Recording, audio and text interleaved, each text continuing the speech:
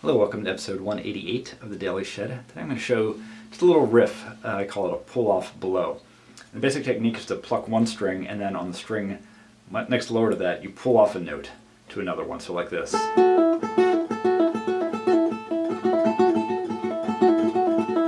Like that. So I'm just, where I'm at here is on the 5th fret of the high E string, then plucking the 7th fret of the B string and pulling off to the 5th fret of the B string.